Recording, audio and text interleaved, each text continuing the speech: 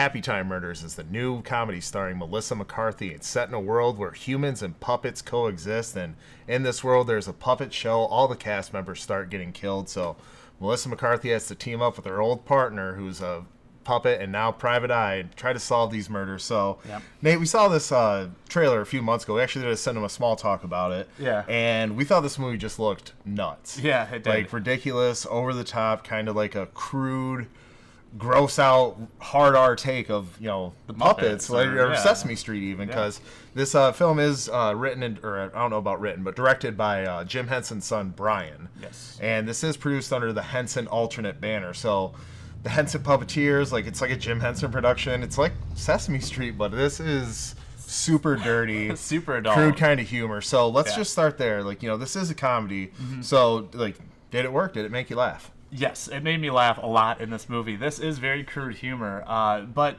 to a sense where these are puppets, so it's hard to get really, like, physically crude with these things. You know, when there's gore, it's just fluff. You know, it's just like, it's hard to get really crude with physical comedy with this, but when it comes to the dialogue and the content, it is hard R, and for me, it worked totally. What about you? Yeah, I think it was just, like, a kind of funny play on...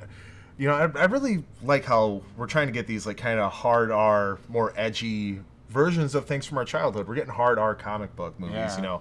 So I think this is, like, you know, the generation has grown up with it. We're adults now. We grew up with Sesame Street or the Muppets. Yeah. So I think this was very fitting for an adult generation. And, you know, just like, you know, I say with almost every review or reviewing a comedy, you know, comedy is, you know, so subjective. So people who aren't entertained by a crude, gross-out kind of humor aren't going to like this one. But if you are and you understand the point and what they're trying to do with the ridiculousness of this movie and how over-the-top they're getting with it, I think you will enjoy it. I think so, too. And if you just do the slightest amount of research of what this movie is, you know what you're getting out of it through the ads or through even the posters. Mm-hmm. But yeah, I think adding puppets into this adult world offers a new playing field of comedy, because watching these puppets do these funny, crude adult things is very bizarre looking and really, really funny at the same time. It made for some great slapstick and physical comedy, not just from the puppets, from the human actors. All did a really good job. Yeah, I gotta say, you know, we reviewed a Melissa McCarthy movie earlier this year, Life of the Party, and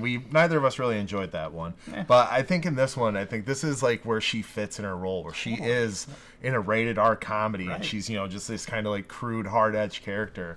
I think she plays it well, and I think that Bill Beretta, who voiced Phil Phillips, the main puppet, the two of them had good banter back and forth. Yes, Melissa McCarthy, she can deliver swear words very well, and they are always very funny. She's right at home in this role. I think that when Melissa McCarthy plays it soft or she plays it PG-13, it's just not that funny. But in this, like, let her just go nuts, and she does. She just has a lot of fun with this.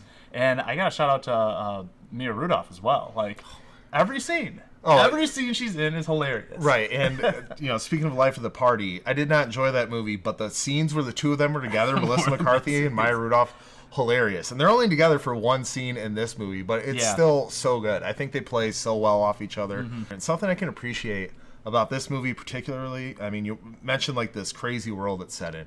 I think they did a good job of this world building, where in the beginning they kind of explained that humans have unified. We've, like, discarded our racisms and prejudice with each other because we transferred it all to these puppets. And it got me thinking about the movie Bright.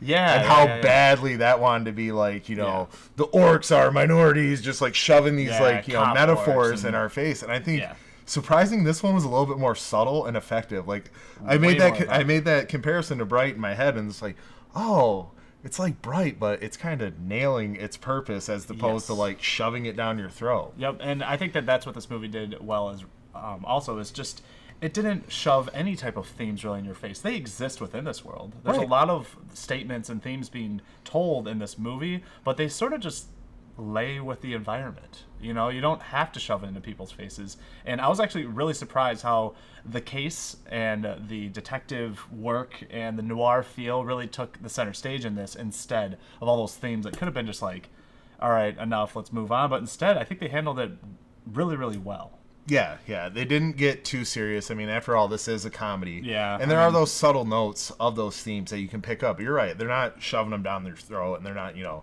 force-feeding you, like, we want you to walk away feeling this. Right, but, like, yeah, I mean, you know, the tone of Puppet's fur fades after a while. You know, they lose their color kind of as they get older. Well, even like a guy gets his fur bleached to look more and a human nose, like That's just super stuff like funny, that. Yeah. And instead they just make fun of each other for it, which works way better.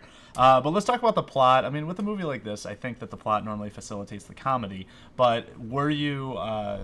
did you like the plot? Did it take you along with it? Were you actually invested in the mystery here? To some extent. I mean, I guess if I could fault this movie for anything, like the plot, the unraveling of the mystery, it's a little paint by numbers. It's like played it safe, big right. I mean, as far as who the killer is, who's the culprit behind it, it's not too hard to piece together on your own. No. But even though they took all these tropes and cliches that we've seen from other kind of like detective noir type movies, I think that it fits because you're just setting it in this crazy world. You're taking something old and you're either putting it in a new world, putting a new spin on it. And I think that, like, so even though the plot is by the numbers, it is. I can forgive it. I think so too, and it just goes to show with those things, with familiar plots, with familiar themes, all those types of things. Why not do it with puppets? And then it's fresh again. You know, just take an old theme, take an old plot, and throw puppets in there, throw anything in there to make it your own. And that's okay if you want to play it safe with it, because I was invested along the ride with this. Yeah, I probably could have guessed it about a mile away with what was going on with this, but who cares? You just want to see each set piece and where they go to try to figure out this mystery themselves. And it's really just more about not the payoff at the end, but the fun along the ride. No, and in fact, it's almost more rewarding to know what's going to happen with these tropes, because it's just like, how are they going to handle it in this crazy puppet world, like the tough interrogation or the breaking out the innocent man? How are they going to handle it in this world? So even though as far as what would happen, there wasn't a lot of mystery, but how they would make it happen definitely left the mystery up to me, and I was glad with what I got. Yeah, so was I. Buffs. All right, Nate shared our thoughts about Happytime Murders, so go ahead and give us your recommendation. Yeah, I really enjoyed myself with this. I thought it was a very funny movie. Is it for everyone? No, not at all. There are people that are going to find this movie to be absolutely disgusting, but there are probably going to be the majority that's going to think this movie is incredibly funny, which to me, it was. Hands down, I'm going to say go see it.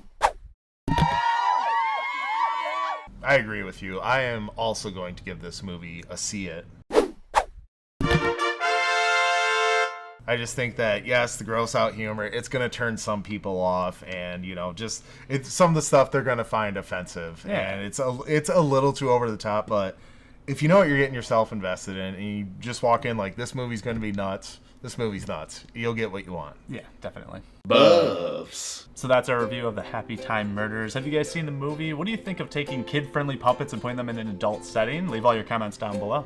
And be sure to join us next weekend for Labor Day. We're going to take a little break from the theater, but we are going to give you the Diamond Anniversary review for the month of August, and that winner is Tropic Thunder. Yes. So we're going to jump back to that one just to see how nutty it is now, if the humor still holds up. Yep. You know, did RDJ deserve the nomination? Yeah. We'll talk about that. Yeah, he did. But we'll talk about all that next Friday. But no matter where you are, no matter who you're with, watch more movies.